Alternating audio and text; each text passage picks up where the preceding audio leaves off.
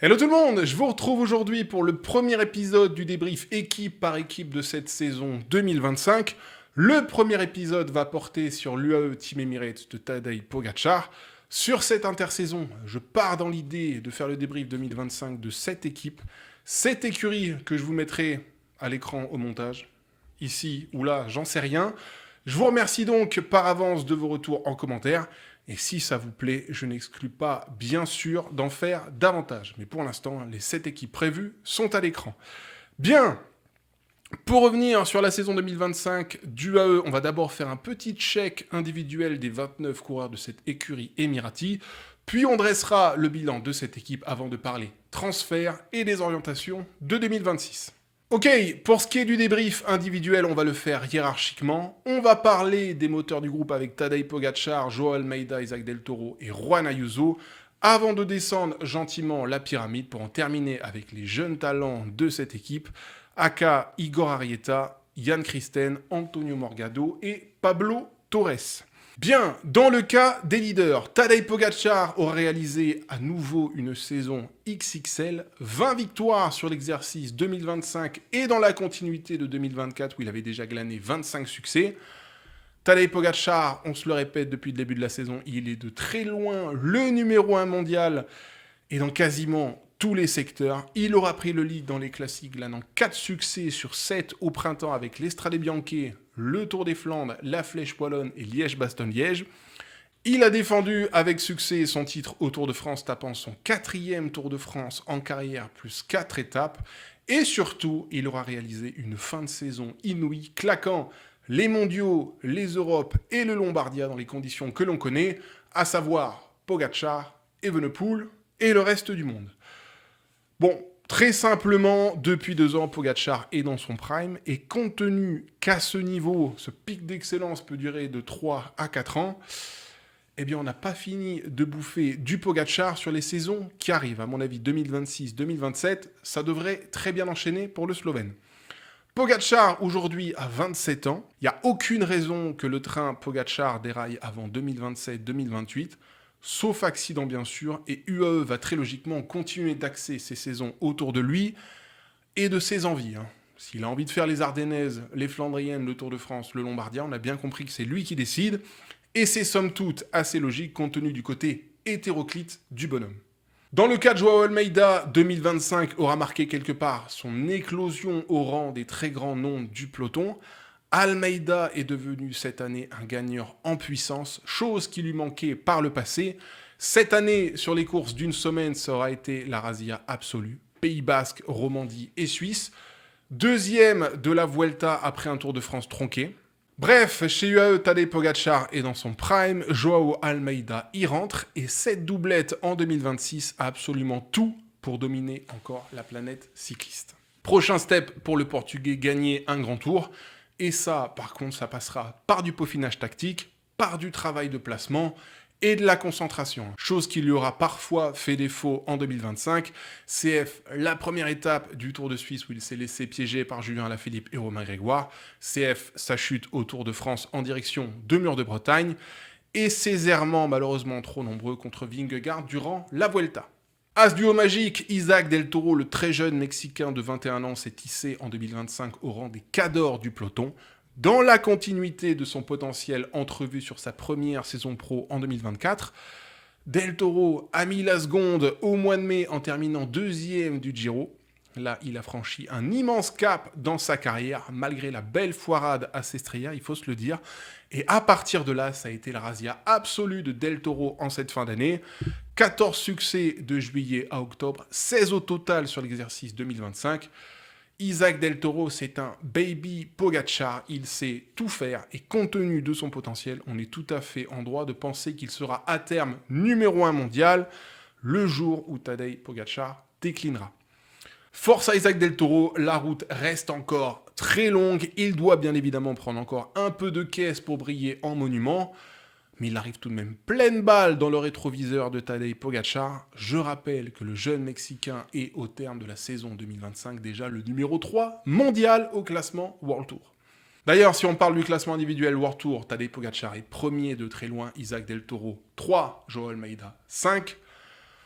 Bref, le trident UAE aura tout pour tout déchirer en 2026, et ce malgré le départ de Juan Ayuso. Juan Ayuso, parlons-en, c'est pour moi le 4e homme de la sélection UAE sur cette année 2025. 8 succès au total, nous aurons eu du très bon Juan Ayuso cette année, le meilleur depuis le début de sa carrière sur le plan comptable. Mais mon Dieu, que ce garçon aura été décevant en grand tour sur le plan des classements généraux. Il a eu le lead en début d'année sur le Giro, il a abandonné après de trop nombreuses défaillances. UAE a consenti à l'aligner sur la Vuelta à la condition qu'il y soit prêt pour jouer le général. Mais malheureusement, Ayuso n'en aura fait qu'à sa tête comme trop souvent depuis ses débuts chez les pros. On sentait bien une fracture quelque part entre l'Espagnol et sa direction. Ça, on en reparlera dans la rubrique transfert, mais c'en est désormais bien évidemment terminé d'Ayuso chez UAE après 4 ans de haut et de bas. Dans l'ensemble, pour moi, le départ d'Ayuso, ça restera tout de même une perte pour UAE, mais c'est une perte qu'ils peuvent totalement se permettre. Il y a de la ressource chez UAE, et en vrai, s'il y a de la brouille entre les deux parties, ce qui est un secret de Polichinelle, autant se séparer, et dans ce cas-là, c'est pour le mieux, et pour Juan Ayuso, et pour UAE. Bien, voilà pour les 4 leaders du roster UAE cette année. Dans le cadre des équipiers de luxe, la saison 2025 aura été totalement réussie. Jonathan Narvaez, fraîchement arrivé d'Ineos, se sera révélé grimpeur d'exception sur les routes du Tour de France, où il aura été un élément capital aux côtés de Tadej Pogačar. Je n'oublie pas non plus que c'est lui qui avait tout fait péter dans la Cipressa 2000 ans sans Remo. Bref, l'intégration de Narvaez aura été une des très grandes réussites du UAE cette année. Et il y a de bonnes chances que ça dure. L'Équatorien est encore jeune, 28 ans, et surtout, il s'entend très bien avec Tadej Pogačar, et ça, c'est une association qui, je pense, promet encore de faire des étincelles pour 2026. Pour Jay Vine, je vous dirais qu'il a franchi un palier important cette année. Il est devenu un des cadors de la discipline chronométrée, en atteste sa 2e place aux mondiaux derrière l'intouchable Remco Evenepoel. Et surtout, il aura confirmé qu'il est également devenu un des grimpeurs les plus costauds du peloton professionnel. Je reviens pas sur sa Volta XXL où il avait claqué 2 étapes, ni sur sa performance en Lombardie où il avait fait péter tout le monde dans la dernière ascension dont j'ai perdu le nom. Ça ne me reviendra pas, c'est pas grave. Bref, Jay Vine, pour moi, il a encore de la marge de progression. Il n'est pas à exclure qu'il puisse prendre le lead sur certaines compétitions World Tour en 2026. Mais bon, je ne suis pas convaincu non plus que ce soit là qu'il soit le meilleur. Jouer les équipiers et le rôle de franc-tireur à l'occasion, c'est quand même pour ça qu'il a été recruté. Et c'est aussi, je pense, dans ce rôle-là qu'il est le meilleur. Bref, Jay Vine courra à suivre l'an prochain, bien évidemment. On notera quand même, et ça c'est très important, de très très gros progrès sur le plan technique. Et ça fait plaisir. Moins il va au sol, plus il est performant. Dans le cas d'Adam Yates et Pavel Sivakov, voilà 2 coureurs qui auront pleinement assumé leur rôle d'équipier de luxe cette année. Ces 2 gars-là, on va se le dire, seraient leaders dans n'importe quelle autre formation World Tour. Adam Yates semble totalement ravi de ce rôle-là, d'autant qu'à 33 ans, désormais, il a tout pour prendre le rôle d'un capitaine de route, quelque part à la relève d'un Rafał Majka qui est désormais retraité. Et dans le cas de Pavel Sivakov, je pense que le Français n'a pas encore atteint son plafond de performance. Mais d'un autre côté, vu son manque d'explosivité flagrant, a priori, Pavel Sivakov, ce ne sera jamais un gagneur en puissance. Donc, il n'est pas à écarter qu'à 28 ans, le Français ait déjà atteint son statut maximal chez UAE, à savoir équipier de luxe plus. À voir combien de temps ça plaira à Pavel, bien sûr. Pour Brandon McNulty, la saison 2025 aura encore été très prolifique, marquée par 3 succès World Tour en fin de saison, dont une classique de renom avec le GP de Montréal. L'Américain est un petit peu en vitesse de croisière chez lui depuis quelques années maintenant. Il est en contrat jusqu'en 2027. Je pense qu'il aura des envies d'ailleurs au terme de son contrat. On verra ce que ça donne pour lui l'an prochain. Il a le moteur d'un très grand, mais il n'a pas non plus beaucoup de terrain d'expression chez UAE. C'est le problème des écuries riches d'individualité. Et pour McNulty, comme pour Yates et pour Sivakov, eh bien il faudra voir si ce rôle-là lui conviendra encore 2 années de plus. À suivre, mais 2025 restera un très bon cru pour Brandon McNulty. Pour Marc Soler et Tim Wellens, ils sont dans le même cas que tous les gros équipiers de luxe que j'ai cités tantôt. Marc Soler, j'aurais pu le ranger plus bas dans la hiérarchie tant il semble bien heureux de son rôle d'équipier chez l'UAE, mais je tenais quand même à le mettre au même rang que les McNulty, Yates et compagnie, parce que Soler, c'est quand même un volume et un abattage en course totalement inouï. Ça fait quand même 4 années de suite chez UAE qu'il double Tour de France et Vuelta et qu'il boucle des saisons entre 70 et 80 jours de course. Donc bon, si Marc Soler est satisfait dans ce registre, eh bien nul doute qu'UAE est plus que ravi de compter sur lui à l'avenir, parce qu'il dépote et surtout, il ne compte pas ses coups de pédale pour ses leaders. Bref, Marc Soler est en contrat avec UAE jusqu'en 2027, et m'est d'avis que l'aventure va continuer parce qu'il est très précieux dans cet effectif. Pour ce qui est de Tim Wellens, je vous dirais qu'il a franchi un cap important cette année, à 34 ans. Ouais, à 34 ans, je n'ai jamais vu Tim Wellens grimper aussi bien. Je vous renvoie au Tour de France où historiquement il n'y brillait pas parce que le Belge souffrait de la chaleur. Cette année, il aura été au global vraiment très bon d'Estrade Bianchi au Tour de France. Tour de France où il aura été XXL dans les mêmes proportions que Jonathan Narvaez. Maintenant, reste à savoir si l'aventure UAE va se poursuivre pour le Belge. Je pensais qu'il avait déjà prolongé chez UAE jusqu'en 2027 en début d'année. Mais a priori, il est toujours sans contrat pour 2026. Donc, on verra ce qu'il en est de Tim Wellens. Je vous avoue que je ne serais pas surpris qu'UAE et lui se séparent. Individuellement, il a un petit peu atteint son objectif de carrière avec sa victoire d'étape cette année sur le Tour de France à Carcassonne. Pour UAE, effectivement, je pense que ce serait une perte, mais bon. Tim Wellens a 34 ans. Il y a des rumeurs de transfert qui rapprocheraient Benoît Cosnefroy d'UAE. Bon, je me dis qu'on est peut-être à l'aube d'un divorce UAE-Wellens, mais on verra. Voilà, ces gars-là, c'était pour les gros leaders d'UAE et les grands équipiers de luxe qui auront fait l'ossature d'UAE en 2025. Et dans le cas des équipiers, la saison aura été plus ou moins bonne en fonction de chacun. Pour les rouleurs, Filippo Baroncini aura réalisé une belle saison malgré sa très grave chute en Pologne au mois d'août. Son avenir reste tout de même sécurisé chez UAE jusqu'en 2027. Mikel Bjerg, bien que loin de sa belle saison 2023, aura confirmé son statut de bête à rouler cette année encore. Saison conforme aux attentes de la part du Danois. Pour les grimpeurs, Félix Großschartner aura été une des très bonnes surprises de la Vuelta où il aura été d'un renfort important aux côtés de Joao Almeida. Je pense que sa saison est bonne au global. On peut y ajouter une victoire d'étape au Tour d'Autriche. Dans le cas de Domen Novak, il a été cette année sur les mêmes bases que l'an passé. Pour moi, il aura fait une bonne saison dans son registre. En interne, je pense qu'on est très satisfait de l'abattage du Slovène. Alors ok, il aura DNF beaucoup de courses en 2025, mais il aura aussi été très précieux dans quasiment toutes les premières moitiés de course où il a été aligné aux côtés de Tadej Pogačar. Et c'est certainement là l'essentiel pour Domen Novak. Pour Rafał Majka, c'est le clap de fin après 15 saisons passées chez les pros, dont 5 chez UAE. Rien à redire, chapeau l'artiste et bonne retraite après un dernier très beau run au Lombardia où il aura propulsé une dernière fois Tadej Pogačar vers la victoire.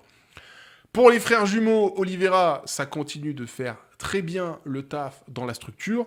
Les inséparables sont en contrat avec UAE jusqu'en 2026.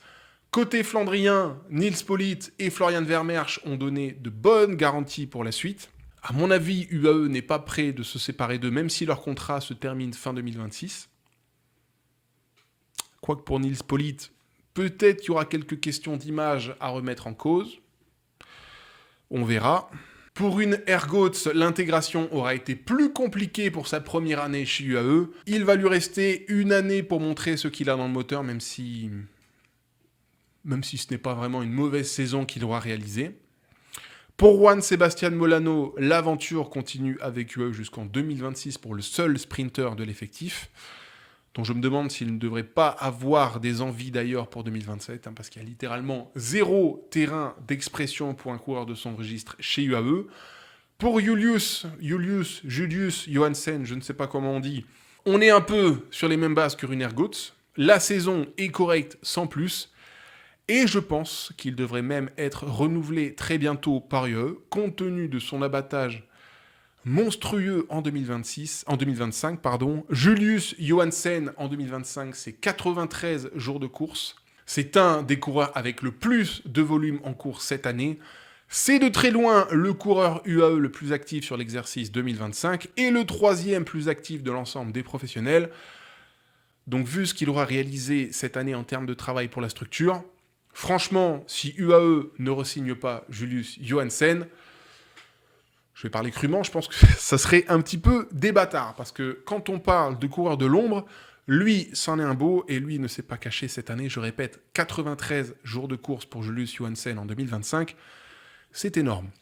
Pour Vegard Stekelengen, là je suis en revanche un petit peu plus inquiet. Je sens qu'à 36 ans et sans contrat l'an prochain, ça sent quand même la retraite pour Lengen après une saison trop discrète. Et puis pour Alessandro Covi, on y reviendra dans la rubrique transfert, mais c'est la porte de sortie. L'Italien aura réalisé une saison trop en dents de scie avec trop d'abandon pour un coureur bien trop loin de son potentiel entrevu il y a quelques années.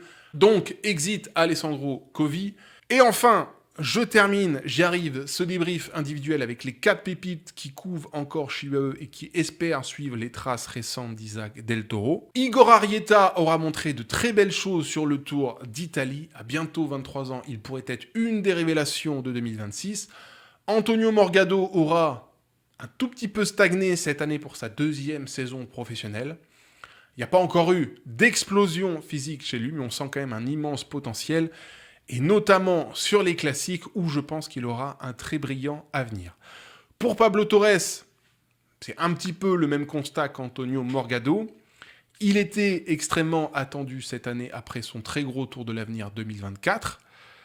Cette année, ça a un petit peu fait flop, mais pour Pablo Torres, cette année, c'était sa première année pro. On va lui laisser le temps. Tout le monde n'est pas Pogacar ou Del Toro. Tout le monde n'est pas capable de livrer des performances XXL en première ou en 2e saison pro. Pablo Torres, on sait qu'il a le moteur et il nous l'a montré l'an dernier. Avec le travail, ça va venir. Et dans ces conditions, il peut être une des grandes révélations de 2026. Je reconnais que j'ai été très pressé à son endroit cette année. Je reconnais avoir été un petit peu déçu de son année au global. Mais je reconnais aussi que je ne lui ai pas trop laissé le temps de grandir. Je crois en lui pour 2026. Pour Pablo Torres, ce n'est pas une mauvaise année. C'était l'année de découverte, l'année sophomore. Ça devrait aller mieux pour lui. Et enfin, un dernier mot sur Jan Christen. Lui, il aura franchi un sacré palier cette année. Il souffre malheureusement de quelques pépins physiques par-ci par-là, notamment au genou, parce qu'il avait privé d'un Liège-Bastogne-Liège après une excellente flèche wallonne. Mais Jan Christen, lorsqu'il est en canne, c'est très impressionnant. Ce garçon a de la nitroglycérine dans les jambes. À suivre de très près pour 2026. Je pense que c'est un très grand grimpeur d'avenir. Faut que la santé suive maintenant, mais s'il n'a pas de problème cet hiver, gare à lui d'entrée de jeu l'an prochain, Jan Christen. Je crois beaucoup en lui pour 2026. Voilà, ça c'était pour le débrief individuel des 29 coureurs UAE. Vous l'avez vu, le bilan est à l'unité bien, voire excellent dans 90% des individus. Et au global, UAE aura donc réalisé cette année la plus grande saison qu'une équipe n'aura jamais réalisée dans l'histoire du vélo. 95 victoires sur l'exercice 2025, c'est du jamais vu depuis 2009 et les 85 victoires de Columbia HTC. Alors, Pogacar aura bien évidemment été majeur dans ce triomphe collectif. Notez quand même qu'il est en deçà de l'an dernier, 20 victoires cette année contre 25 l'an passé. Mais surtout, tout le monde, ou presque, se sera imposé cette année chez UAE. Et avec les explosions sur le plan comptable d'Almeida, de Del Toro et de Juan Ayuso, eh bien ce n'est qu'on ne peut plus logique de voir UAE exploser son bilan de 2024. Je rappelle que l'an dernier, UAE avait déjà glané 81 bouquets. Donc, saison record de très loin pour l'écurie Emirati. Au classement World Tour, c'est évidemment totalement fou de voir l'écart de niveau avec son dauphin Visma Leasebike, qui est à peine à la moitié du nombre de points d'UAE au terme de cette saison.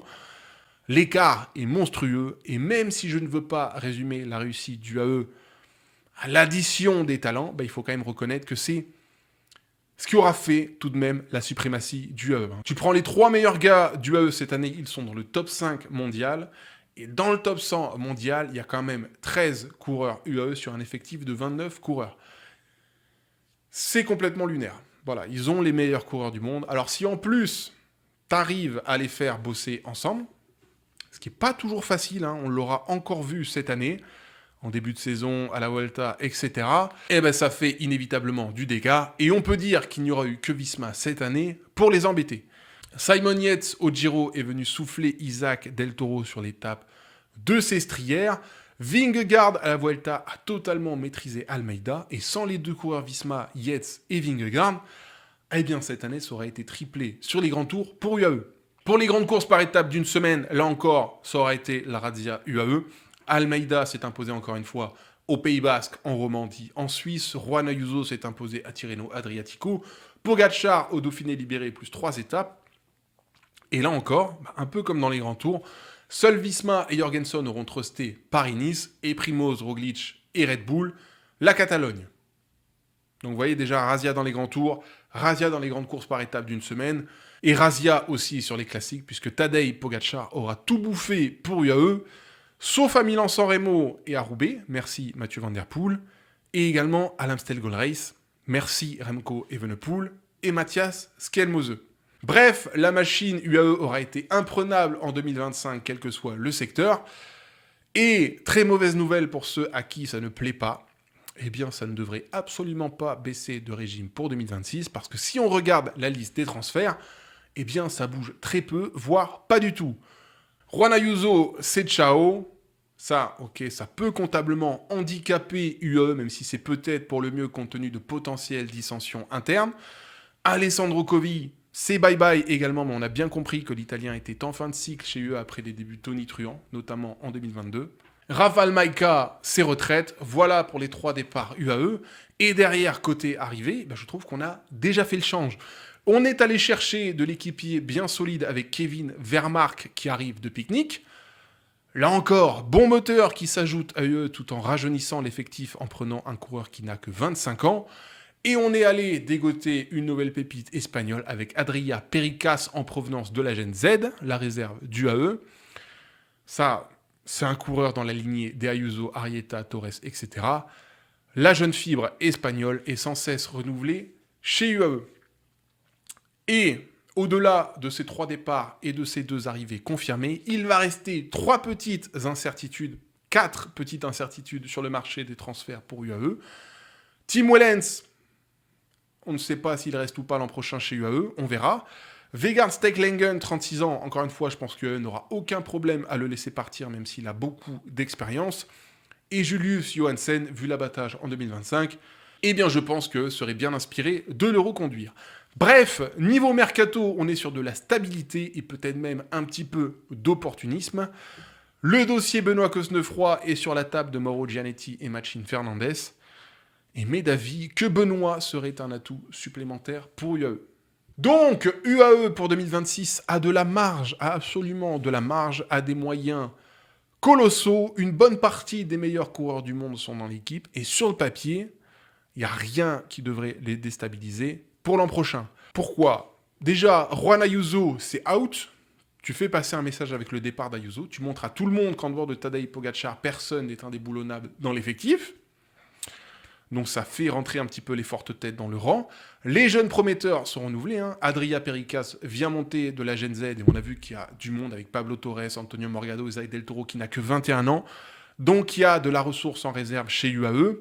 L'effectif n'est pas vieux, voire même plutôt jeune, et surtout, il est très bien équilibré entre l'expérience et la jeunesse, même s'il faut reconnaître que la perte de Rafał Majka, ça va être un coup dur pour l'écurie. Mais, au global, franchement, tout va bien. Tadej Pogacar est dans son prime et tire tout le monde vers le haut. Almeida y arrive gentiment après une très grosse année 2025. Isaac Del Toro va step up. Jan Christen, Pablo Torres, Antonio Morgado vont prendre du poids. Les cadres, c'est du Adam Yates, c'est du Félix Großschartner, c'est du Marc Soler, peut-être encore du Tim Wellens. Bref, c'est que des mecs qui ont énormément de roulage et énormément d'expérience au plus haut niveau. Donc en vrai, pour UAE, tout va bien. La saison a été excellente. Tous les feux sont au vert pour 2026. Et surtout, chez UAE, le pognon coule à flot. Donc en plus, ta carte blanche pour le matériel Colnago, pour les sessions aéro et posture, pour les stages, pour l'encadrement, que ce soit masseur, entraîneur, etc. UAE domine depuis 2 ans dans la lignée de son numéro 1 mondial, Tadej Pogacar, qui est aujourd'hui absolument intouchable. 2025 aura marqué la saison de tous les records pour UAE. Est-ce qu'il y a de quoi faire mieux pour 2026 ? Je pense pas. Mais si UAE tape les 100 victoires, l'an prochain, je serais pas surpris. Allez, je vous laisse ici. Je vous retrouve bientôt pour le deuxième épisode qui portera sur Visma Lease a Bike. Je prends tous vos retours en commentaire. Prenez soin de vous et à très vite. Bye bye!